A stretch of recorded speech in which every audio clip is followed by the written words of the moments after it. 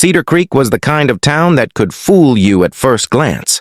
Nestled between rolling hills and thick forests, it looked like the picture of American charm. White picket fences, a church bell that rang every Sunday, and neighbors who waved at each other from across their lawns.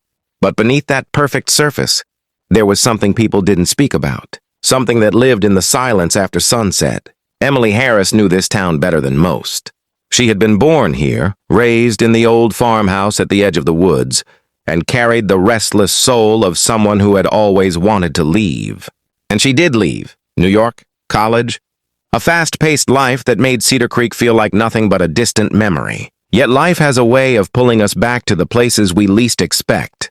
Her father, a proud veteran who had passed away quietly in that same farmhouse, left it all to her. Coming back was supposed to be temporary, just a few weeks to settle the estate before selling. She told herself she was too old to be haunted by childhood fears, too rational to care about the stories. The locals still whispered about the Harris place, but the first night back told her otherwise. The house seemed smaller than she remembered, yet heavier somehow, like the walls held secrets too old to breathe. Every step across the wooden floorboards echoed unnaturally.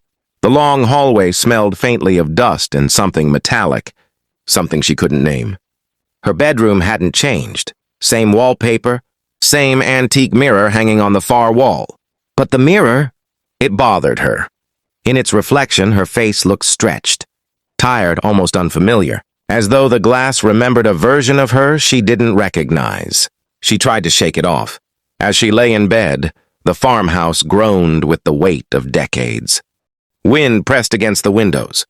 She reminded herself it was just an old house, nothing more. And then, just as the silence thickened, she heard it. A voice. Low, whispering. Her name. Emily. Her breath caught in her chest. She sat up, her pulse hammering in her ears. The sound had come from the hallway. Emily didn't sleep that night. Every creak of the farmhouse seemed louder, every shadow longer. She lay in bed, staring at the ceiling, replaying the image of her reflection moving a heartbeat too late in the mirror. By dawn, she convinced herself she had imagined it. Maybe she was just exhausted from the drive, from inheriting a place she barely remembered. The thought made her chest tighten. This house belonged to her late grandmother, a woman her family rarely spoke of. She decided to explore the house in daylight. Sunlight spilled through the warped windows, dust floating like ghosts in the beams. She wandered down the narrow hallway where old photographs lined the wall.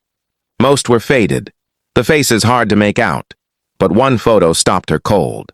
It showed a young girl about her age, standing on the porch of this very house. The strange part wasn't the resemblance, it was the eyes. Wide, dark, knowing. The girl in the photograph looked almost exactly like Emily. Her breath caught. She reached out to touch the glass, and just as her fingertip grazed it, the picture frame rattled on the nail. A sharp sound split the silence, 3 deliberate knocks from somewhere upstairs. Emily froze. The attic. Her grandmother's will had mentioned the attic should remain locked, but last night she noticed the door slightly ajar. Now, in the clear light of morning, it seemed to be waiting for her.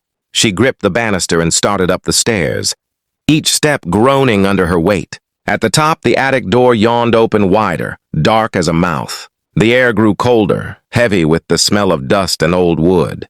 "Hello?" Emily whispered, hating how small her voice sounded. No answer, only silence, and then faintly, the sound of a girl's laughter drifting from inside. Emily stepped into the attic, her heart beating fast. The air was heavy, and the boards creaked under her weight. In the far corner stood a tall mirror, its surface too clean. For such a dusty room, she moved closer and froze her reflection. Stared back, but it did not follow her movements instead. The girl in the mirror tilted her head and smiled, faintly with eyes that felt older than time. Emily stumbled back and hit a trunk. The lid swung open, and inside were porcelain dolls with cracked faces. Each doll had a hand-stitched tag with a name. She picked one up and read Eliza. Another said, Margaret, the third doll made her blood. Run cold, its tag, said Emily. The attic grew colder, and the mirror fogged along the edges. The reflection whispered in a voice low and steady. You came back. Emily ran down the stairs and slammed the attic. Door behind her, her breath came in sharp bursts. The farmhouse no longer felt like Home, it felt like a place that wanted to keep her. She grabbed her car keys and rushed. Outside, gravel crunching under her boots. Her car waited by the fence, but every window was covered in fog. Words had been written by a finger on the glass. They said, "Stay with us." Emily tried the door, but the lock snapped shut one by one. Her chest tightened. She turned and saw the porch, bathed in pale light. A little girl stood there barefoot in a white dress, holding a porcelain doll. The tag on it read, "Emily." The girl stared without blinking. Her lips moved and her voice carried across the yard. "You were never meant to leave." Emily stumbled back, her heart pounding so hard she could feel it in her throat. The little girl on the porch stepped down slowly, the doll, swinging at her side with every move, and the sound of its tiny porcelain, head tapping against her leg, seemed louder than the crickets in the field. Emily tried to tell herself it was just a child lost and frightened. But there was nothing in that gaze that felt like a child. The air smelled of rain, though no clouds had opened yet, and the grass stuck. Damp to her shoes, she turned toward the barn, thinking if she could reach the lantern, there she could at least have light. But the horse at the edge of the yard lifted its head and snorted, once its eyes glowing as if it, too, was waiting for something. The girl whispered words so soft Emily could barely hear them, and yet the sound filled the entire night. "You cannot run, because you are already here." Emily spun and broke into a sprint, her arms pumping her breath. Ragged, she tore across the yard. The old fence rose ahead, and she clawed at its splinters, biting into her hands until she managed to pull herself over. She landed hard on the other side, her knees striking dirt, but she forced herself up and froze. There, against the trunk of a tree, stood the mirror, the same one she had seen upstairs in the abandoned room, only now it was outside. Impossibly real, its frame cracked and warped. With age, the glass shimmered with a faint silver glow, and her reflection looked back at her, but it was not moving with her. It raised its hand slowly, palm outward, as if it were alive inside that glass, reaching for her. Emily's stomach turned. Her reflections, mouth moved, forming words she could not hear in the world around her. Grew quiet, so quiet the crickets stopped. The wind stilled. Even the horse in the yard did not stir. The girl stepped closer, her bare feet soundless against the grass, and she whispered again, "You cannot run because you never left." Emily felt her chest seize and a wave of cold move over her, like water pouring from the sky. She wanted to scream, but no sound came out, and the reflection pressed harder against the glass as if the barrier between them was thinning.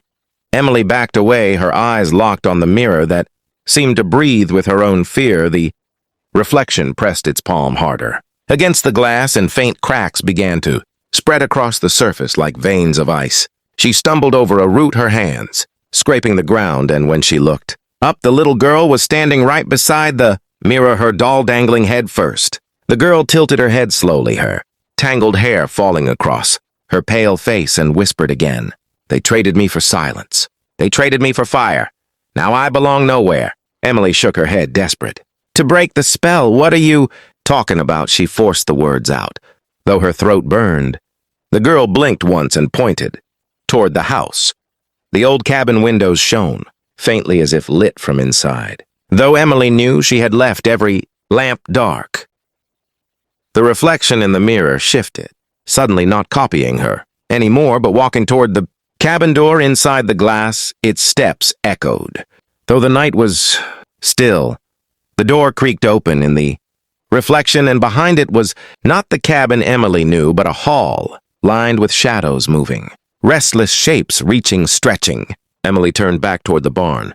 She thought if she could reach the rifle still hanging there, she might hold something solid against whatever nightmare this was. She ran, her legs aching, her breath tearing through her chest. But when she reached the barn, the doors were already open, and inside stood the man she had glimpsed once before, tall, shoulders, black hair braided, and his face marked with ash. He said nothing, just lifted a hand slowly toward her as if telling her to stop.